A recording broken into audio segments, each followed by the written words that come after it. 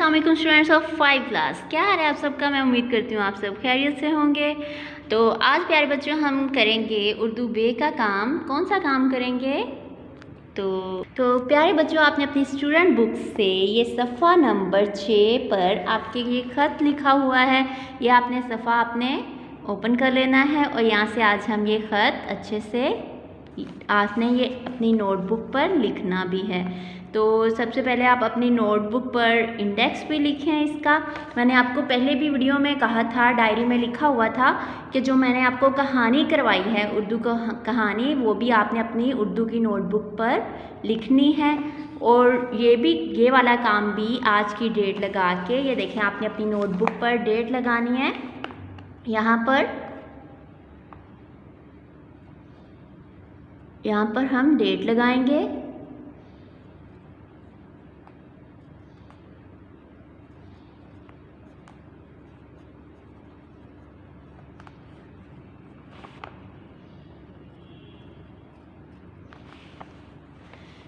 और दिन है हमारा जुमा। तो वालिद के नाम हम वालदा की सेहत के बारे में जानने के लिए ख़त लिखेंगे। तो ये आपने ब्लैक पॉइंटर से ये लिख लेना है। इसके बाद जैसा कि मैंने आपको तरीकाकार बताया, आपने अपने वालिद के नाम, किसके नाम ख़त लिखना है? वालिद के नाम। अपनी वालदा आपकी बीमार है, उनकी तबीयत ख़राब है, तो आपने अपने वालिद से यानी अपने बाबा से अपनी वालदा की, अपनी अम्मी की सेहत के बारे में पूछना है कि मेरी वालदा की, मेरी मम्मा की तबीयत कैसी है, ये आपने पूछना है। तो सबसे पहले हम यहाँ पे कमरा इम्तिहान लिखेंगे और यहाँ पे जो आज की तारीख़ है आपने वो लिखनी है। तारीख़ लिखने का तरीक़ेकार भी यहाँ पर ये आपने ऐसे ही लिखनी है, एंड पे ईस्वी। इसके बाद किसके नाम हम ख़त लिख रहे हैं? प्यारे अब्बू जान, अस्सलामु अलैकुम। मुझे आपके ख़त के ज़रिए अम्मी जान की बीमारी का मालूम हुआ। मैं ये पढ़ के बहुत परेशान हुई। हम सब जानते हैं कि अम्मी जान इलाज के मामले में बहुत लापरवाही से काम लेती हैं। आप खुदा के लिए किसी अच्छे डॉक्टर से इलाज करवाएं। मेरे इम्तहानात हो रहे हैं, वरना मैं ज़रूर मिलने आती। अगर आप लड़की हैं तो आती लिखेंगे, अगर लड़का है तो आता लिखेंगे। ये बात तो आपको पता ही होगी। तो अब देखें, एक जो औलाद है, मतलब बेटा है या बेटी है, वो अपनी माँ का हाल पूछ रही है कि मेरी जो माँ है वो इलाज के मामले में, यानी जब बीमार हो जाती हैं तो वो इलाज के मामले में लापरवाही से काम लेती है। तो अब वो अपने वालिद को कह रहा है कि आप खुदा के लिए किसी अच्छे डॉक्टर से इलाज करवाएं। तो मेरे इम्तहानात हो रहे हैं, वरना मैं ज़रूर मिलने आता। इंशाअल्लाह इम्तहानात के बाद जब मैं आऊँगा या आऊँगी तो अम्मी जान को तंदुरुस्त व तवाना देखूँगी, यानी अम्मी जान को सेहतमंद देखूँगी। अल्लाह ताला आप दोनों को हमारे सरों पर सलामत रखे, आमीन। सबको सलाम और प्यार। ये हम यहाँ पर लिखते हैं। ये देखें आखिर में दुआ, ये ख़त के आखिर में हमेशा अक्सर जो है वो दुआई कलमात होते हैं।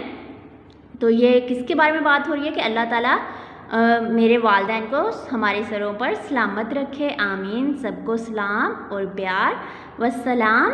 यहाँ पे हम लिखते हैं आपकी बेटी या बेटा। अगर आप लड़की है तो बेटी लिखेंगे, लड़का है तो बेटा लिखेंगे। इसके बाद अलिफ बे जीम। मैं उम्मीद करती हूँ स्टूडेंट्स आप इस ख़त को अपनी नोटबुक पर लिखेंगे भी और इसको अच्छे से याद भी करेंगे। तो इसके बाद ये हमारा आज का ये ख़त हो गया। इसके बाद हम करेंगे दरख्वास्त। अब हम ये दरख्वास्त करेंगे। दरख्वास्त में क्या होता है, क्यों लिखी जाती है कि ये आप किसी से कोई आप बात करना चाह रहे हो, किसी से आप कोई बात, अपनी जो राय है उसको बताना चाहते हो, तो अपनी जो बात को पेश करना होता है वो कैसे पेश करना है। तो अब आपने दरख्वास्त लिखनी है हेल्थ ऑफिसर के नाम, यानी ये जो सेहत के ऑफिसर होते हैं, महकमा सेहत के ऑफिसर के नाम, डेंगू से बचाव के लिए हिफाजती इक़दाम के लिए। यानी आपके इलाके में डेंगू आ चुका है। डेंगू की बीमारी का आपको पता ही होगा प्यारे बच्चों सबको। तो डेंगू, मच्छर, ये सब आपने कितना ज़्यादा सुना होगा। तो ये जो लिख रहा है दरख्वास्त, आप लिख रहे हो कि आपके इलाके में, आपके मोहल्ले में या गली में बहुत ज़्यादा डेंगू की बीमारी फैल चुकी है। तो उसके लिए आप फिर महकमा सेहत के ऑफिसर के नाम दरख्वास्त लिख रहे हैं कि हमें इस बीमारी से बचाया जाए और उसके लिए कुछ तदाबीर इख्तियार की जाएँ, कौन सी इक़दाम किए जाएँ, ये भी हमने इसी दरख्वास्त में कहना है। सबसे पहले हम जिसके नाम दरख्वास्त लिखते हैं उसका नाम लिखते हैं और उसका पता लिखते हैं। तो यहाँ पे हमेशा दरख्वास्त के शुरू में आता है बखिदमत जनाब हेल्थ ऑफिसर साहिब, मोहम्मदपुरा फैसलाबाद। तो जनाब आली मोदबाना गुजारिश है कि हमारे, तो ये हमारा जनाब आली होता है, जनाब आला नहीं होता। अक्सर बच्चे यहाँ पे खड़ी ज़बर लगा देते हैं, तो वो गलत होगा, वो आपकी गलती होगी। तो जनाब आली लफ्ज़ होता है और इसके आगे ये अलामत होती है। यहाँ पे हम मोदबाना, ये भी अक्सर बच्चे इसमें गलती कर जाते हैं, इसको बार बार आप रफ कॉपी पे प्रैक्टिस करें इसकी।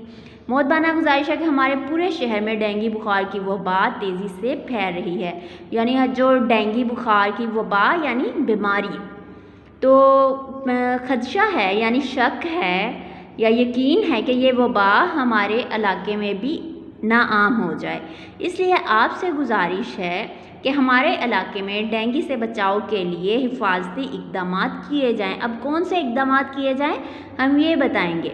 इलाके में मौजूद खुले गढ़ों को भर दिया जाए, यानी इलाके में जो खुले जोहर हैं, तालाब हैं, खुले जो शहर में जो खुली नालियाँ होती हैं और घड़े होते हैं उनको भर दिया जाए ताकि वहाँ पे पानी ना खड़ा हो सके। मच्छर मार स्प्रे और अद्वियात का छिड़काव किया जाए, क्योंकि डेंगू होता ही मच्छर की वजह से है, डेंगू मच्छर की वजह से, तो इसलिए फिर मच्छर मारने के लिए स्प्रे की जाए, अद्वियात का इस्तेमाल किया जाए ताकि मच्छरों की पैदावार को कम किया जा सके। हम आपके बहुत शुक्रगुजार होंगे।